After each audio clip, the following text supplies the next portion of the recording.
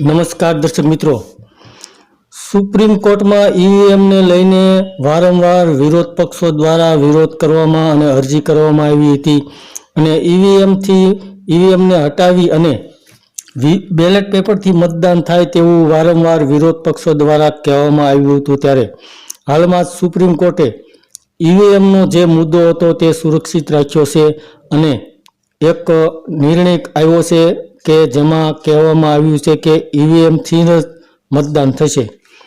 તો ઈવીએમની વિશ્વસનીયતા પર અનેકવાર આશંકાની આંગળીઓ ઉઠાવવામાં આવી છે।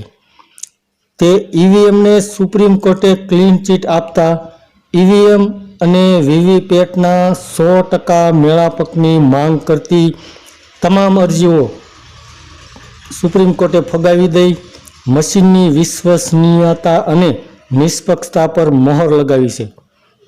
સુપ્રીમ કોર્ટના બંને જજે સહમતિથી ઈવીએમની તરફેણમાં ચુકાદો આપીને મહત્વનો નિર્દેશ તથા ટિપ્પણી કરી હતી કે સુપ્રીમે કહ્યું હતું કે બેલેટ પેપરથી મતદાન કરવાની માંગ સુપ્રીમ કોર્ટે હાલમાં નામંજૂર રાખી છે અને સુપ્રીમ કોર્ટે અમુક નિર્દેશો પણ આપ્યા હતા ઈવીએમને લઈને, જેમાં કહેવામાં આવ્યું હતું કે ઈવીએમમાં સિમ્બોલ લોડિંગ પ્રક્રિયા પૂરી થતા પર લોડિંગ એકમને સીલ કરીને કન્ટેનરોમાં સુરક્ષિત કરવું અને ઉમેદવાર અને તેના પ્રતિનિધિ મહોર પર હસ્તાક્ષર કરશે।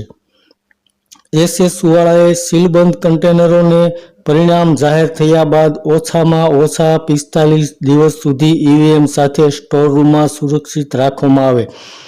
તેને ઈવીએમની જેમ ખોલવા અને સીલ કરવા જોઈએ। માઇક્રો કંટ્રોલરની પણ થઈ શકશે તપાસ અને પ્રત્યેક વિધાનસભા તથા સંસદીય ક્ષેત્રમાં ચૂંટણી જાહેર થયા બાદ ઈવીએમના નિર્માતાઓના એન્જિનિયરોની ટીમ તપાસ અને ખરાઈ કરે। ત્યારબાદ પરિણામના વેરિફિકેશન અંગે ઉમેદવાર 2 અને 3ના લેખિત અનુરોધ પર પરિણામ જાહેર થયાના 7 દિવસમાં તપાસ થવી જોઈએ। જે ખર્ચ થાય તે ઉમેદવાર પાસેથી વસૂલવામાં આવે અને છેડછાડ મળીએ ખર્ચ પરત કરવામાં આવશે। તો એવું કહેવામાં આવ્યું હતું કે આપને ઈવીએમ અને વીવીપેટમાં જો ફરીથી તપાસ કરવા માગતા હો તો તપાસ થઈ શકશે અને તેનો ખર્ચ પાર્ટીને અથવા જે તપાસ કરવા માટે અરજી કરશે તેને ભોગવવાનો રહેશે।